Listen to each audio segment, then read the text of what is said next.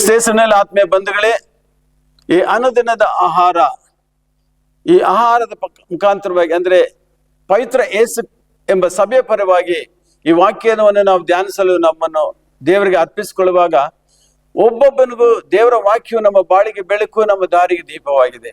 ಆ ರೀತಿಯಾಗಿ ಈ ವಾಕ್ಯವನ್ನೇ ಪ್ರಥಮವಾಗಿ ನಾವು ಅಳವಡಿಸಿಕೊಳ್ಳುವಾಗ ನಿಜವಾಗ್ಲೂ ಆ ವಾಕ್ಯವು ನಮ್ಮನ್ನು ಆಶೀರ್ವಾದ ಮಾಡುವಂಥದ್ದಾಗಿದೆ. ಅದಕ್ಕೋಸ್ಕರವಾಗಿ ಇಂದಿನ ಧ್ಯಾನಕ್ಕೋಸ್ಕರವಾಗಿ ರೋಮರ ಬರೆದ ಪತ್ರಿಕೆಯಲ್ಲಿ ಅಧ್ಯಾಯ 10 ವಾಕ್ಯ 6ರಿಂದ 10ರವರೆಗೂ ಓದೋಣ. ಆದರೆ ನಂಬಿಕೆಯಿಂದ ಉಂಟಾಗುವ ನೀತಿಯು ಏನು ಹೇಳುತ್ತದೆ? ಕ್ರಿಸ್ತನನ್ನು ಕೆಳಕ್ಕೆ ಕರೆದುಕೊಂಡು ಬರುವುದಕ್ಕೆ ಯಾರು ಮೇಲಿನ ಲೋಕಕ್ಕೆ ಏರಿ ಹೋದಾರು ಎಂದಾಗಲಿ, ಕ್ರಿಸ್ತನನ್ನು ಸತ್ತವರೊಳಗಿದ್ದ ಎಬ್ಬಿಸಿಕೊಂಡು ಬರುವುದಕ್ಕೆ ಯಾರು ಪೇತ್ರ ಲೋಕಕ್ಕೆ ಇಳಿದು ಹೋದಾರು ಎಂದಾಗಲಿ ನಿನ್ನ ಮನಸ್ಸಿನಲ್ಲಿ ಅಂದುಕೊಳ್ಳಬೇಡ. ದೇವರ ವಾಕ್ಯವು ನಿನ್ನ ಸಮೀಪದಲ್ಲಿಯೇ ಇದೆ, ಅದು ನಿನ್ನ ಬಾಯಿಯಲ್ಲಿಯೂ ನಿನ್ನ ಹೃದಯದಲ್ಲಿಯೂ ಇದೆ ಅನ್ನುತ್ತದೆ. ಆ ವಾಕ್ಯವು ನಾವು ಸಾರುವ ನಂಬಿಕೆಯ ವಿಷಯವಾದ ವಾಕ್ಯವೇ. ಅದೇನೆಂದರೆ, ನೀನು ಯೇಸುವನ್ನೇ ಕರ್ತನೆಂದು ಬಾಯಿಂದ ಅರಿಕೆ ಮಾಡಿಕೊಂಡು ದೇವರು ಆತನನ್ನು ಸತ್ತವರೊಳಗಿಂದ ಎಬ್ಬಿಸಿದರೆಂದು ಹೃದಯದಿಂದ ನಂಬಿದರೆ ನಿನಗೆ ರಕ್ಷಣೆಯಾಗುವುದು ಎಂಬುದೇ. ಹೃದಯದಿಂದ ನಂಬುವುದರ ಮೂಲಕ ನೀತಿ ದೊರಕುತ್ತದೆ, ಬಾಯಿಂದ ಅರಿಕೆ ಮಾಡುವುದರ ಮೂಲಕ ರಕ್ಷಣೆ ದೊರಕುತ್ತದೆ.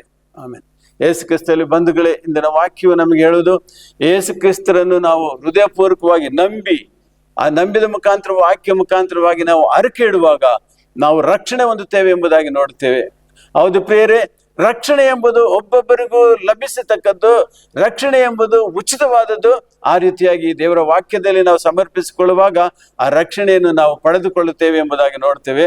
ಹೌದು ಆತ್ಮೀಯರಲ್ಲಿ ಬಂಧುಗಳೇ, ಇಂದು ನಾವು ಈ ಒಂದು ಯುಗದಲ್ಲಿ ನಾವು ನೋಡಬೇಕಾದ್ರೆ ನಾವು ನಾನಾ ವಿಧದಲ್ಲಿ ಚಿಂತನೆಗೆ ಒಳಗಾಗಿರಬಹುದು. ಹೋದ ವರ್ಷ ಹೀಗಿತ್ತು, ಈ ವರ್ಷ ಹೇಗಿರುತ್ತೋ, ಹೋದ ವರ್ಷದಲ್ಲಿ ನಾವು ಏನೆಲ್ಲ ನಷ್ಟಪಟ್ಟಿದ್ದೇವೆ, ಈ ವರ್ಷದಲ್ಲಿ ಏನು ನಷ್ಟವಾಗುತ್ತೋ, ಏನು ಆಶೀರ್ವಾದ ಬರುತ್ತೋ ಎಂಬುದಾಗಿ ನಾವು ಅನೇಕ ಕಳವಳವುಳ್ಳವರಾಗಿದ್ದೇವೆ. ಆ ರೀತಿಯಾಗಿ ಇಲ್ಲದಂತೆ ನಮ್ಮ ಕುಟುಂಬದ ಎಲ್ಲಾ ಭವಿಷ್ಯ ಕಾಲವನ್ನು ಯೇಸು ಸ್ವಾಮಿ ಹೇಳ್ತಾರೆ, ನಿನ್ನ ಭೂ ಯಾತ್ರೆಯನ್ನು ನನ್ನಲ್ಲಿ ಒಪ್ಪಿಸಿಕೊಡು, ನಾನೇ ಅದನ್ನು ಸಾಗಿಸುವೆನು.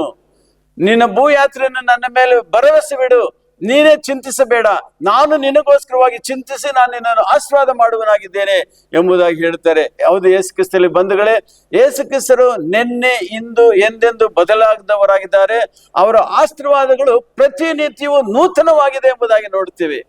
ನಾವು ದೇವರನ್ನು ಯಾವಾಗಲೂ ನಿನ್ನೆ ಇದ್ದವರು, ಹೀಗೆ ಇದ್ದವರು, ನಾಳೆ ಇರತಕ್ಕಂಥವರು ನೋಡ್ಬೇಕಾದ್ರೆ ಯುಗದ ಸಮಾಪ್ತಿಯವರೆಗೂ ನಾನು ನಿಮ್ಮೊಡನೆ ಇರುತ್ತೇನೆಂದು ಹೇಳಿದಂತ ದೇವರು ನಮ್ಮೊಡನೆ ಇದ್ದಾರೆ. ನಮ್ಮನ್ನು ಅವರು ಆಶೀರ್ವಾದ ಮಾಡುತ್ತಾರೆ, ನಮ್ಮ ಪ್ರಯಾಸಗಳನ್ನು ಅವರು ಸಫಲಪಡಿಸುತ್ತಾರೆ. ಅಂದ್ರೆ ಅವರ ಚಿತ್ತಕ್ಕೆ ನಮ್ಮನ್ನು ಒಪ್ಪಿಸಿಕೊಡೋಣ, ವಾಕ್ಯಕ್ಕೆ ತಮ್ಮನ್ನು ಒಪ್ಪಿಸಿಕೊಡೋಣ. ವಾಕ್ಯದಂತೆ ನಡೆಯಲು ನಾವು ದೇವರ ಹತ್ರ ಪ್ರಾರ್ಥನೆ ಮಾಡುವಾಗ ಖಂಡಿತವಾಗಿ ದೇವರು ನಮ್ಮನ್ನು, ನಮ್ಮ ಕುಟುಂಬವನ್ನು, ನಮ್ಮ ಕುಟುಂಬದ ನಿರೀಕ್ಷೆಗಳು, ಈ ವರ್ಷದ ಆಶೀರ್ವಾದಗಳನ್ನು ನಾವು ಕೊಡುವಂತ ದೇವರಾಗಿದ್ದಾರೆ. ಅದ್ರ ನಿಮಿತ್ತವಾಗಿ ದೇವರ ಮೇಲೆ ಪರಿಪೂರ್ಣವಾದ ಭರವಸೆ ಇಟ್ಟು, ಅಪ್ಪ ಈ ವರ್ಷ ಅಲ್ಲ, ನಮ್ಮ ಕೊನೆ ಉಸಿರಿನವರೆಗೂ ನಿಮ್ಮಲ್ಲಿ ನಾವು ನಮ್ಮನ್ನು ಸಮರ್ಪಿಸಿಕೊಳ್ಳುತ್ತೇವೆ. ಈ ವರ್ಷ ಅಲ್ಲ, ಈ ತಿಂಗಳಲ್ಲ, ನಮ್ಮ ಜೀವನ ಪರ್ಯಂತರವು ನಾವು ಜೀವಂತವಾಗಿರುವವರೆಗೂ ನೀವೇ ನಮ್ಮ ಜೀವನಕ್ಕೆ ಆಧಾರವಾಗಿದ್ದೀರ, ನೀವೇ ನಮ್ಮ ಜೀವನಕ್ಕೆ ಪ್ರಾರಂಭ ಕೊನೆಯಾಗಿದ್ದೀರಾ. ಆ ರೀತಿಯಾಗಿ ನಿಮ್ಮಲ್ಲಿ ನಮ್ಮನ್ನು ಸಮರ್ಪಿಸಿಕೊಳ್ಳುವಾಗ ನಮ್ಮ ಎಲ್ಲಾ ಪ್ರಯಾಸಗಳನ್ನು, ನಮ್ಮ ಎಲ್ಲಾ ದುಡಿಮೆಯನ್ನು, ನಮ್ಮ ಎಲ್ಲಾ ನಿರೀಕ್ಷೆಗಳನ್ನು ನೀವು ಆಶೀರ್ವಾದ ಮಾಡುವುದಕ್ಕಾಗಿ ನಿಮಗೆ ಸ್ತೋತ್ರವಾಗಲಿ. ಅದೇ ರೀತಿಯಾಗಿ ಎಲ್ಲ ಯೌವನಸ್ಥರನ್ನು, ಕುಟುಂಬಸ್ಥರನ್ನು ಮತ್ತು ಏನೆಲ್ಲ ವಿಧವೆಗಳಿದ್ದಾರೋ ಅವರಿಗೂ ಅವರ ಕಣ್ಣೀರನ್ನು ಒರೆಸಿ ಅವರಿಗೆ ನೀವೇ ಅವರನ್ನು ವಿಚಾರಿಸುವ ದೇವರಾಗಿದ್ದು, ನೀವೇ ಅವರನ್ನು ಮುನ್ನಡೆಸುವ ದೇವರಾಗಿದ್ದು ನಡೆಸಿಕೊಡಬೇಕಾಗಿ ಯೇಸು ಕ್ರಿಸ್ತನ ನಾಮದಲ್ಲಿ ಬೇಡಿ ಆಶೀರ್ವಾದವನ್ನು ಹೊಂದುತ್ತೇವೆ. ಒಳ್ಳೆಯ ತಂದೆ, ಆಮೇನ್. ಈ ರೀತಿಯಾಗಿ ದೇವರ ವಾಕ್ಯವನ್ನು ಧ್ಯಾನಿಸೋಣ, ದೇವರ ಆಶೀರ್ವಾದವನ್ನು ಪಡೆದುಕೊಳ್ಳೋಣ. ಯೇಸು ಸ್ವಾಮಿ ನಿಮ್ಮೆಲ್ಲರನ್ನು ಈ ವರ್ಷದಲ್ಲಿ ಇನ್ನೂ ಅಭಿವೃದ್ಧಿಯಾಗಿ ಆಶೀರ್ವಾದ ಮಾಡಲಿ. ಯೇಸುವಿನ ನಾಮದಲ್ಲಿ ಪ್ರಾರ್ಥಿಸುತ್ತೇನೆ, ಆಮೇನ್.